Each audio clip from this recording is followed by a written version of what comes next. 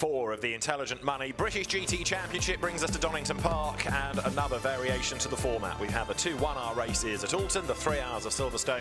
It's a 2-hour race at Donington, starting at 1 o'clock this afternoon, and the warm-up for that 2-hour race is about to get underway. Temperatures not quite as high as yesterday, it's not quite as sunny, but it is still a very pleasant day at Donington. We've already had the track busy with the first of the support races, fans coming to the circuit in readiness to watch a fantastic grid of GT cars, the majority of which no doubt will venture to the circuit in this warm-up session. Doesn't affect the grid, it does give teams that had dramas yesterday a chance to make sure that the cars are well. It also allows them to scrub in tyres or brakes if they need to, practice pit stops, whatever they want to do. It's only 15 minutes long, the warm-up session, so you don't get too much track time, especially if you want to try and cycle through both drivers. David Addison and Joe Osborne, trackside. Joe, trackside, looking at a Donington that has been resurfaced for this year, and the teams are saying it's much grippier. Andrew Howard, Aston Martin driver, saying really they can get the power down so much more easily now. The Aston has been transformed at Donington.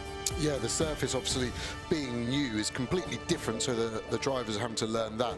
But it just seems the high grip nature of it, you see through the camera here how dark it is, how black it is, and that is a very general rule, but normally the blacker it is, there's more tar in that tarmac mix, which seems to offer more grip. Circuits do go off. We talk about tyres going off, circuits go off. You normally get like a 3 or 4 month honeymoon period as this new surface is there, then it all starts to, oils come out and it goes back to normal, but it's just hanging on there. In qualifying, we're seeing lap records smashed by nearly 2 seconds in both classes, and the drivers able to do it on their 5th or 6th, their final laps. They might have gone even quicker, and we're so used to this Pirelli tyre being so quick on lap 2 and 3, and then the natural drop-off in that. We're just not getting it. So I think we're going to have such a fast race today. It's going to really lead to some interesting action, and maybe even which car blinks first in terms of which tyre does drop off on which car first. Normally we see that Aston Martin struggling with traction, for example. Is that going to happen at all today?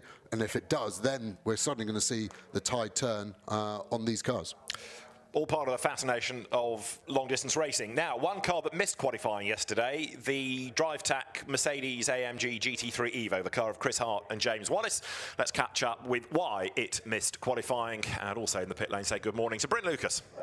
Good morning, David. Good morning. It would be nice to see this car behind me out on the new tarmac, wouldn't it? It'd be lovely. This car, then the DriveTac car, it hit a curb yesterday, is the story. They went over a curb, took a massive hit, in fact, and cracked part of the engine. So that car was then taken off site. Chris got on his phone and spoke to a local garage, and they allowed him and his entire team to go into their garage and work on that car through the evening. They fired it up at 5 o'clock this morning. They've worked through the night. They're still working on the car, as you see, but they do assure me the car will be out on track for the race, but of course we won't see it out here for the warm-up. Okay, thanks, Bryn. So that again puts them on the back foot, because the first time they're going to know whether the car is okay is the outlap round to the grid. So any dramas, well, they're going to have to be fixed in the pit lane in the countdown to the race, and then potentially start at the back, and it just puts you in a whole world of pain. So fingers crossed that when the work is completed, it is without any issues. Now, the qualifying yesterday was split, as ever, into driver 1, driver 2, but then it's an amalgamation of the times, and it means that the car that will start on pole position is number 78 Lamborghini of Sean Balfe and Sandy Mitchell. James Cottingham and Johnny Adams' Mercedes is going to be alongside on the front row. In GT4, the number 36 McLaren of Josh Rowledge and Aston Miller was the fastest, ahead of Freddie Tomlinson's Ginetta that he shares with Stuart Middleton. And on the aggregated times, the gap between the top 2 in GT4, 1,000th of a second. Green flag is waved and the warm-up is go. You're on board in the Darren Lung, Dan Harper BMW behind the Mercedes AMGs that go out in the hands of James Cottingham and Ian Logie, and also the Aston Martin of Andrew Howard. GT3 cars out on track first of all. Not only do they look great, Joe, but they all, of course, make very distinctive, very evocative sounds. Yeah, that's great, the different sounds, isn't it? I think the Mercedes is probably my favourite. Naturally aspirated, you don't have a turbo muffling any of that noise, and we go on board with Ian Logie there on 2C's Mercedes GT3. So coming through the middle part of Sector 2 into McLean's, you can get the car on top of the curb, and then we're going to talk about it a lot today, so we might as well get straight into it. Track limits. For example, here at Coppage, you can use as much as you want on the inside. There isn't any way of policing it. And on the outside, there's not really an advantage because it goes from from curb straight to grass. However, where we're coming to now, the chicane is the biggest advantage. You can use as much as you want on the left, again, because it's not able to be policed, you know you can get next to that tyre stack, but on the right, you can see all that green concrete. The more you cut, the shorter distance, the faster you can go. And they're going to get 4 warnings per hour. On the 5th one, you get a drive-through. So obviously you could gain 2-3 tenths quite easily, but as soon as you get that drive-through and you lose 20 seconds, it's just not worth it. And that is the drivers, honestly, their biggest stress of their whole stint will be track limits. And we will go on and on until the sun sets this evening. We've already got drive-through penalties in this session, can you believe, for the GT4 cars that went down the pit lane before they were instructed to do. One of them is the 23 Aston Josh Miller Seb Hopkins car. The other car that has got a drive-through penalty, number 80, which is Joe Wheeler and Esme Hawke's Ginetta. In a warm-up it matters not, but it does just illustrate how many regulations there are in championships of this calibre, and the team manager has got to be on top of all of them. Yeah, and the car control of the whole team. And when there's 34 cars, you would have thought, oh, maybe we'll get away with it. They're looking somewhere else. But British GT have done a great job of getting the grid big, but also then still delivering the quality in that hard and fair rules. If you don't enforce the rules, what's the point of having them? We see some of the cars already coming through. The first 2 are doing their drive-through penalties straight away, so hopefully they're not practicing that for the race. But the teams would be able to use that as a bit of pit stop practice, most probably. Check their drive time is correct through the pit lane, and all of those systems are working to make sure they can get their pit stop as short, but still over the minimum required time. But it is actually useful data. If you go back many, many years, do you remember the Scuderia Cos and CRS Ferraris? Malcolm Swettenham, who was the great team manager for those cars, always would do a drive-through pit stop and time what was being lost on that lap, just in case he ever needed to know for the race, just in case he had to roll the dice in some way. And occasionally it was relevant, but it was always there, just in case, and he knew exactly how much time would be lost. Right, so 91, the Silverstone winning BMW comes up to the timing line. Darren Leung at the wheel of it and has gone fastest, should the lap times matter, 1:27.067. That's one of the quickest cars in GT4, race winning car already this year. Jack Brown sharing with Charles Clark, number 90, and it is Jack Brown at the wheel at the moment of the Optimum Motorsport McLaren Artura, the car new for this year, and it made a real impact, didn't it, on debut at Alton Park? Yeah, it's been probably the quickest car we've seen so far this season stand out, and obviously that's why they're doing so well in the championship. On board, you see the road really drop down. The onboard shows it a little bit better than the exterior shot. Great on the brakes there, catching another McLaren, the paddock car in front. Sorry, the paddock, yeah, it is the paddock car. No, Race Lab, sorry, GT4. And it's interesting to see 2 cars of the same brand with the different setups, and you'd say the Optimum car looks strong on the brakes. Traction looks pretty similar. It's always hard with the concertina effect to see what is happening, but yeah, these guys will be getting their eye in. You can see on the dash they've reset the delta, so they've got rid of the fastest lap they've done in qualifying. You can see that 0:03 on the middle left of it is what he's up on his best. Now it's climbing down. It's going to be nearly a tenth faster. You can see 4th gear up to 5th, the rev light's going. They go all blue, gets a big dust full of face there, face full of dust even. Down to the inside, he's going to lunge him, which is quite racy for a warm-up, but then look how much time he loses. And that'll all be knowledge for the race. The old hairpin isn't traditionally an overtaking spot. It's a short brake zone, only down 1 gear, so it's very hard to get done. And that one little lunge has probably lost him half a second, and now he's got to work all the way back on the lap, and you can see his lap time delta, 4:1, 4:2. Can he get a bit of a toe down the back straight? The driver really will only be looking at the rev lights and at that delta time. You kind of know what gear you're in. You're in such a rhythm by this point in the weekend. You know you brake at the 1 board into the chicane, you're going to go down 2 gears. All of that stuff is almost irrelevant. So the dash is full of information, but the driver will be fully honed in exactly where they need to be looking. 72, Lamborghini is currently the fastest. The underrated Will Tregurtha is at the wheel of it at the moment. It was very quick yesterday in the AM session, to give it that tag, in the hands of Mark Sansom, who was very rapid indeed. And Will Tregurtha, that we've seen winning in Ginetta Juniors, in senior Ginettas, in European GT4. As I say, underrated, but very, very quick. And he's the fastest at the moment, ahead of the McLaren of Rob Bell. And Rob Bell's lap time in number 27 is at 1:26.226. Clock ticks on down, just over 9 minutes of the session to go. So there is the Lamborghini. Will Tregurtha accelerates then out of the S's down towards the Melbourne hairpin. and pretty much everybody has been out on track, even if it's only for a sighting lap, with the exception of that drive tack Mercedes. Everybody else has been out with, if you like, a to-do list of what they need to get through in these 15 minutes. Yeah, and we're seeing some quick times, to be fair. Again, we know the surface is very fast, but Darren Lung doing a 25.5 to be a 10th quicker than Will Tregurtha is super impressive, as we see these guys coming into pit lane. Rob Bell in that McLaren and Will Tregurtha behind him, quite close in the pit lane. They're next to each other, so it's quite hard for Will Tregurtha there. He'll be following Rob Bell, who will turn in before him, and then he's got to find his pit box. And you can see the teams have marked them out with tape. That's where they ideally want the car. If they're too far away or they're at an angle, it suddenly compromises the whole pit stop, and again, you could lose some time that you're never going to find back once the car gets back out on track. Now, 34 cars is great for us to talk about. It's going to make for an entertaining race with battles in the classes, with the traffic as well. But when you get to the pit stops, it is going to be very, very crowded down there. And the danger is, if there's a safety car around that time, that people could be arriving en masse. You've got to get on with your neighbour. You've got to try and not only worry about your pit stop, but also gauge what people in front and behind in the pit lane are going to do and when they might be coming in, because that could affect what you do. Yeah, and again, there's quite a lot of factors that you can make a positive contribution to that when it is busy. If you're with a good team, they've already got their procedures. If you've had a good weekend and you've not had problems, or you're not chasing setup, you could have practiced like a bad pit stop scenario where you've been blocked in. Again, if the driver's on it and they know they've got cars around them, they know which car's next to them in the garage front and back, again, you can make your own luck in that regard. It's when the AM is at the end of their stint, they've been in the car for an hour, they're hot, they're stressed, they make the most ridiculous life choices you've ever seen. You're like, how have you made millions of pounds in your world of business, and then you can't remember to where you need to park your car?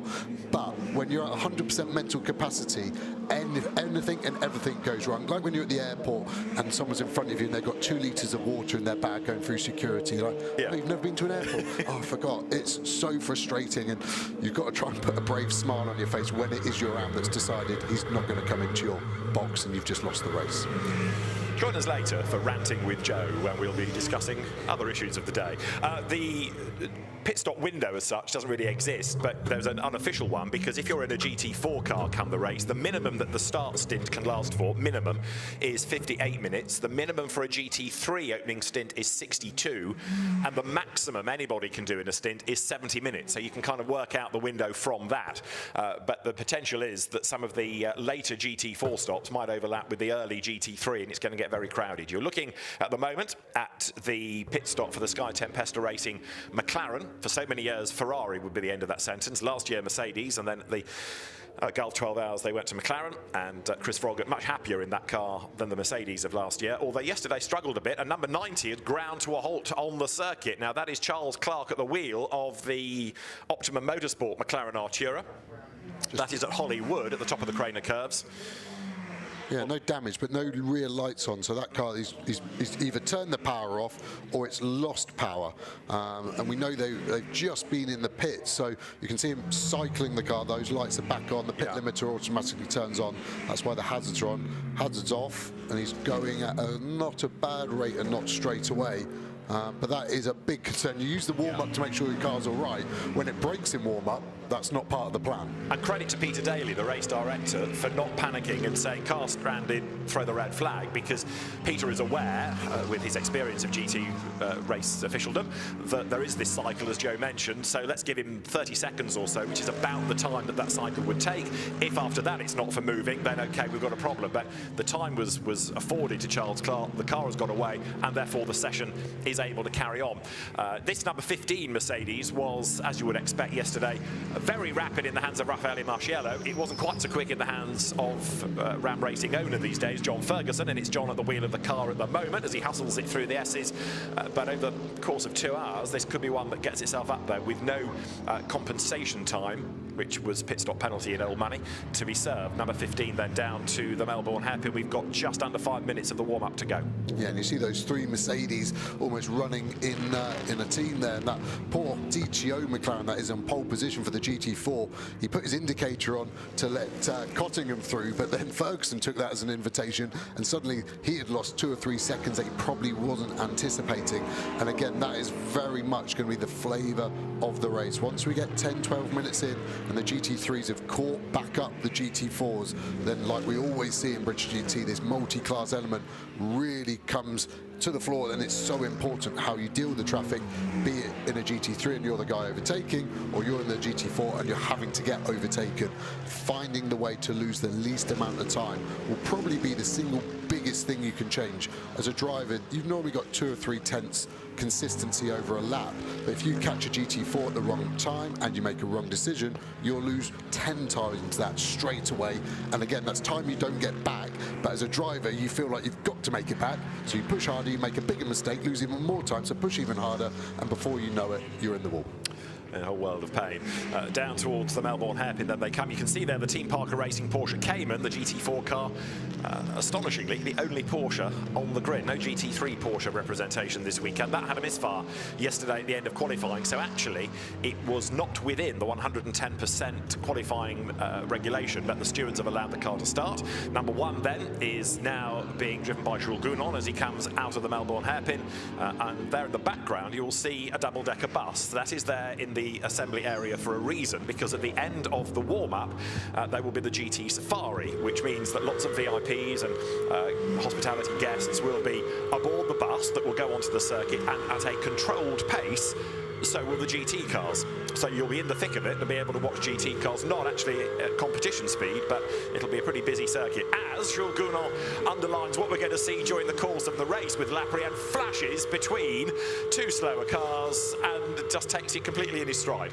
Yeah, the gap was there. It looked super risky considering it's warm-up. But you've got to set the tone as a driver. Those 2 GT4 cars now will have it in the back of their mind that silver number 1 Mercedes is not going to sort of mess around. It's aggressive, but it's positive. The worst thing is when the car shows its nose but then doesn't overtake and it's in your blind spot, and it's just a whole world of beige. You've got no idea. That's black, that's white, let's do it. And he's had his headlight flashes on, so he's done everything in his world that he could possibly do to warn him, and it was nice and clean, but it looks racy, doesn't it? It looks like a car chase going down the motorway out of a bank job, but yeah, again, he wouldn't have lost any time, so he's done his job and he's carried on his merry way. 1 or 2 of the pro drivers, of course, were doing the Nürburgring 24 hours last weekend, where traffic is always a factor, and Jules Gounon slows right down at the Melbourne hairpin. Now, is that to buy himself clear track space, or is that a problem? I think clear track space. 93, which is the Sky Tempesta McLaren, comes then out of McLean's corner. Now it is the Macanese driver Kevin Say at the wheel of it, Alton Park winner back in 2020, and he comes now through the double right of Coppice onto Starkey, straight down to the S's. This is his view with more traffic up the road. Yeah, you can see his left-hand thumb, that's on the radio button, talking to the team there. You can see they've got so many colours on the steering wheel there to try and help the driver find the button quicker. Top right will be his headlight flash. He's not using it yet. He's obviously saving that for the race, but you can see suddenly it all just backs up on him. He's quite busy with the wheel, isn't he? He's having to let go with his left hand. Not sure exactly why. You normally keep your thumbs on the steering wheel, resting on those spokes, but it's like he's not particularly happy with it. He's a very tall guy, Chris Froggatt, so I'm not sure he's having to move that to not bang his own knees.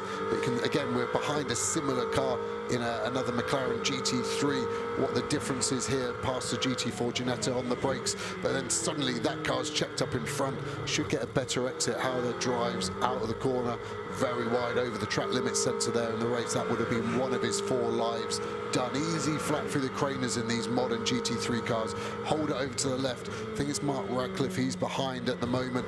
The teams won't be using their best tyres. They'll actually be at the other end of the scale. They'll be using their worst tyres to make sure that they've got the freshest rubber possible for the race. So sometimes can't read into it too much in warm-up, but it definitely helps the driver set the tone for next time they're in the car, which is obviously the race. And the checkered flag is now out. Just to touch on the race, because that is going to start at 1 o'clock. We'll be on air a little bit before that. We're going to stay at Donington, though, after the warm-up has completed, to talk to 1 or 2 of the drivers, and also to go on safari as well. We'll bring you footage of the GT Safari as the number 78 Sandy Mitchell driven Barwell Lamborghini takes the checkered flag. The fastest time in the warm-up, should it matter, was done by McLaren, Marvin Kirchhoffer's car, with Alexander West having incurred a 10-place grid drop. It was 4 behavioural warning points, which translates to 10 places on the grid that he picked up. So that car, quick as it is, will start 15th on the grid. But we know that Marvin Kirchhoffer is a gun, so he should be able to make some progress. Yeah, and that lap time is only 2 thousandths slower than his qualifying time, which I was saying they're not going to use their best tyre, but with this surface, you're not seeing a drop-off in the tyre. So normally warm-up would be done on tyres that have probably done 100, 120 kilometres over the free practice sessions. But again, that really, like we said at the start of this session, is going to really change how the race unfolds. Normally, we see a car that's fast at the start of the stint, then its tyres drops off and it ebbs and it flows. But I think these guys today are going to have the confidence to attack the full stint without any consideration of looking after the tyre, basically. You wouldn't think, though, of trying to run the tyre all the way through the 2 hours, I guess, because partly somebody else will be on a fresher tyre at some point, but also because the pit stops are done 2 at a time, pit in to pit out, you're not actually gaining anything by staying on that set, so you would change anyway. Yeah, exactly. You definitely change the tyre, but normally as a driver, you know you've got an hour on the tyre. If you were to push every lap like a qualifying lap, there would be a drop-off normally around 40 minutes. So you've got 40 minutes of win for 20 minutes of big pain. So you have to just take 5–10% out of it and then have an hour of joyful driving rather than that horrible 20 minutes feeling like you're driving on jelly, essentially. Sure. So, at the end of the warm-up for round 4 of the Intelligent Money British GT Championship, it is going to be the Marvin Kirchhoffer Alexander West Garage 59 run McLaren that tops the times by 0.146 of a second. Sandy Mitchell and Sean Balfe second. Ewan Hankey doing the time aboard number 13 McLaren that he shares with the redoubtable Lucky Carer to be third. Fourth, Dan Harper and Darren Lung's championship-leading BMW from Johnny Adam and James Cottingham, with Ross Gunn and Andrew Howard's Aston Martin sixth. Seventh, Marcus Classen and Morgan Tilbrook's McLaren that lost a wing in FP2 yesterday. Ollie Webb doing the time to be 8th ahead of Martin Plowman, and then the top 10 rounded out by the heavier Mercedes, because it's one of the original cars and they've copped an extra 15 kilos of weight. The Nearies at Team ABBA Racing GT3, not Evo. As far as GT4 is concerned, fastest there Lewis Plato in the Century BMW that he shares with Carl Cavers, ahead of Alton Park winners Tom Wrigley and Ian Goff in the McLaren Pro-Ams, both incidentally, and the top GT4 silver third, Stuart Middleton and Freddie Tomlinson's Raceway Motorsport Ginetta. So 1 o'clock is going to be the start time for our 2-hour British GT Championship race here at Donington. Let's then head to the pit lane and catch up with 1 or 2 of the stories at the end of that session. Andrew Howard was looking pretty chipper this morning when I spoke to him, and praising this new track surface and saying how that's helping the Aston Martin. Let's hear from Andrew, because he's with Bryn. Yeah, and I'm not just with him for the ice cream, actually. Andrew, championship, well, you're going about it the right way at the moment. You're equal second in the championship, podium at Alton Park in the first race, and since then just outside the podium. But that's a really good way to start banking the points and to not get the compensation penalties for the pit stop. Yeah, I think any driver would take the compensation to get where you want to go.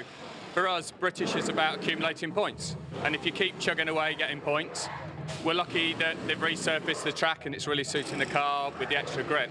But it's just about points, and that's history will dictate all the time. Just keep getting points all season.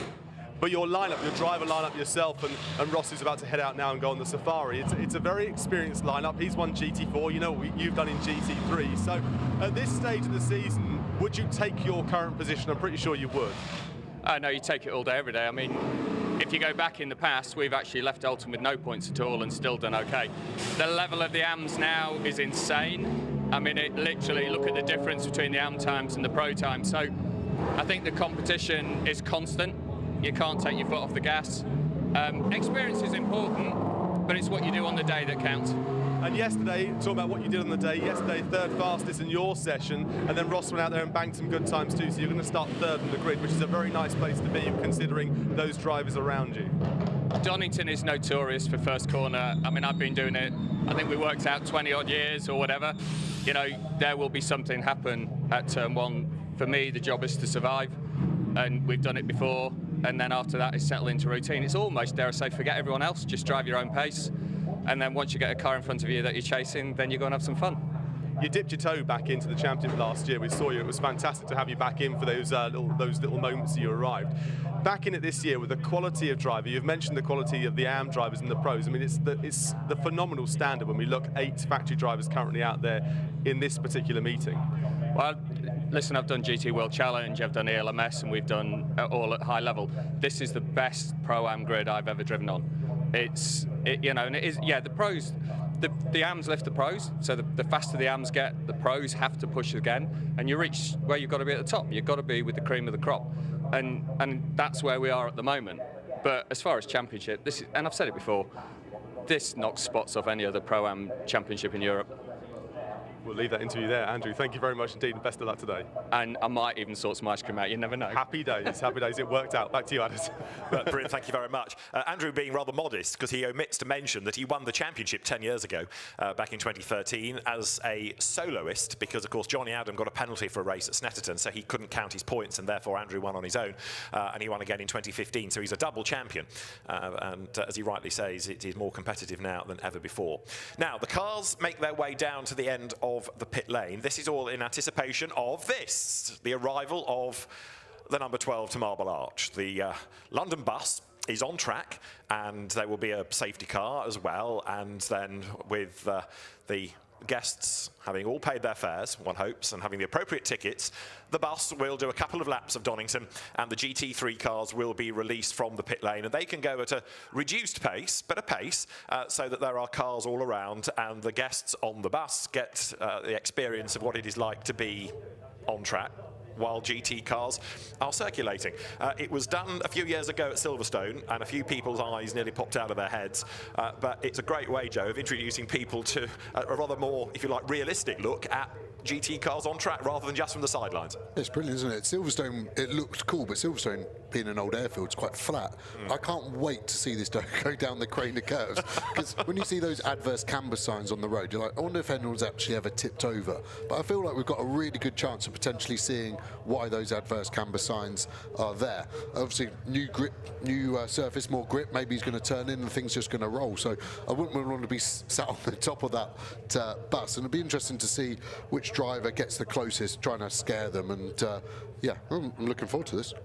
Well, the regulations are such that the bus has had to be scrutineered properly. It's got the correct BOP, balance of passengers, and we'll see what it can do now heading down through the Craner curves. So we await the cars to be released. It's going to be the Alexander West Marvin Kirchhofer McLaren at the head of the queue. Right, the safari continues, or we're building up to getting cars to join the bus. Let's go back down to the pit lane and rejoin Bryn. Yeah, thanks very much there, David. What a lovely sight that bus is out on track. It's a bit slower than many of the cars out there, and Martin hoping to be faster than that bus today out on track in both GT3 and GT4 with your 2 cars. God, I hope so.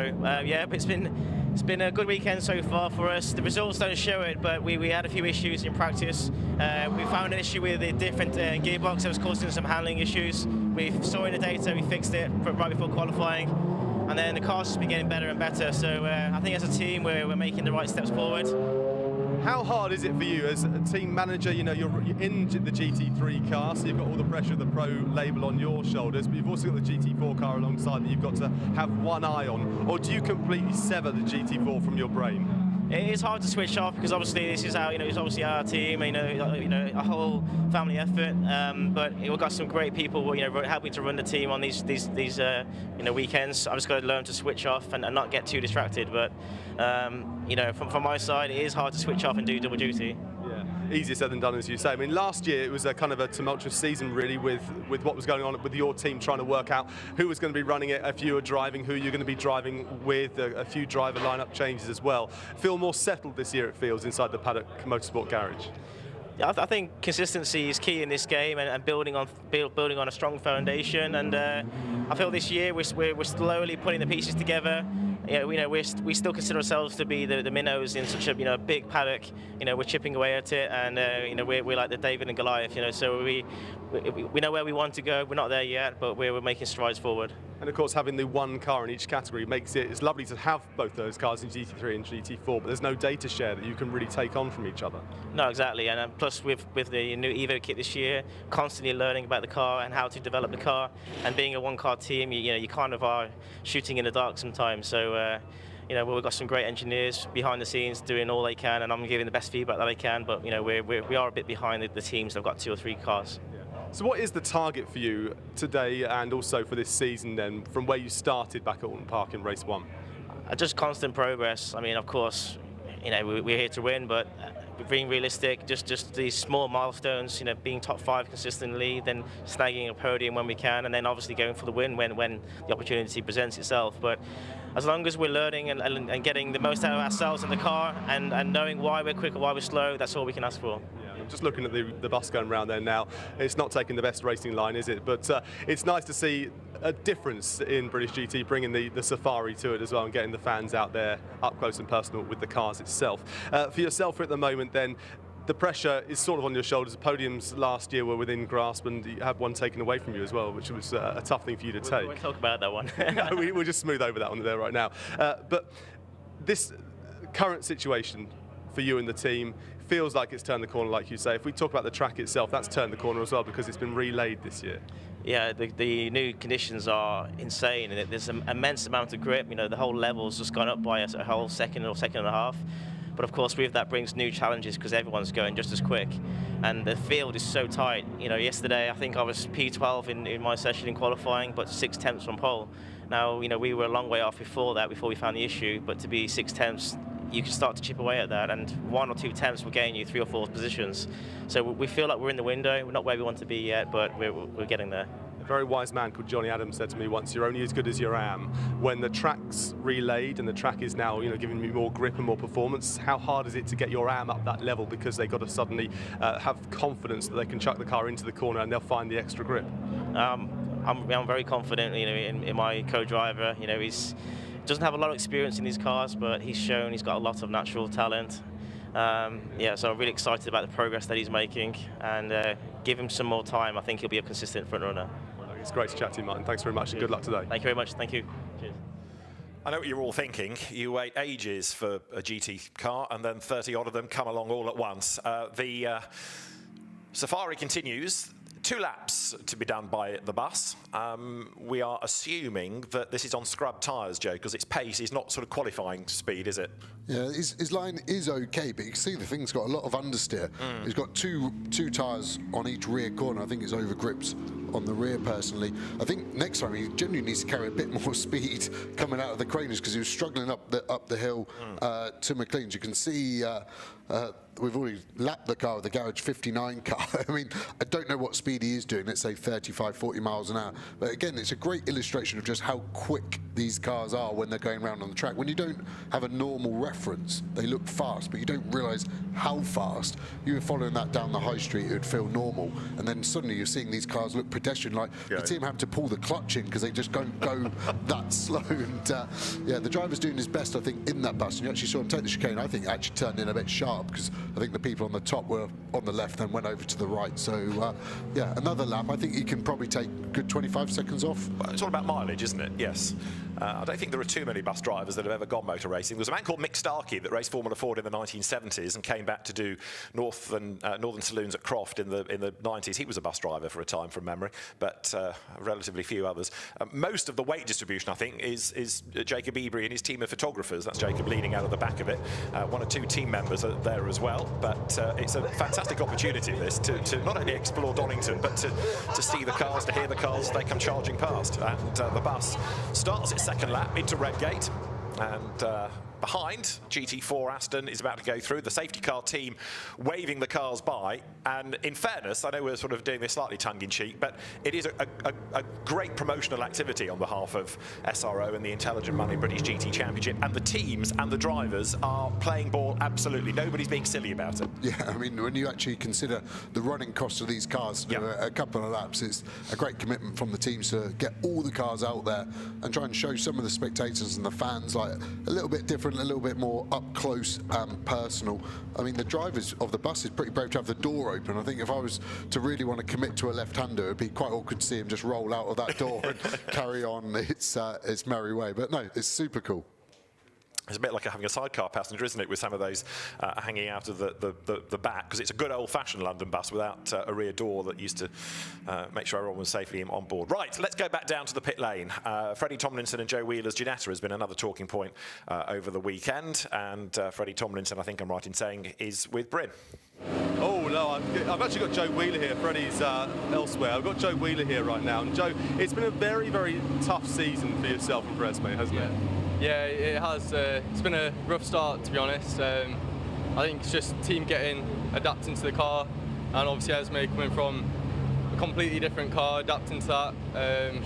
But we're showing strong progress. This weekend is hopefully going to take a turn, and we can have a positive result.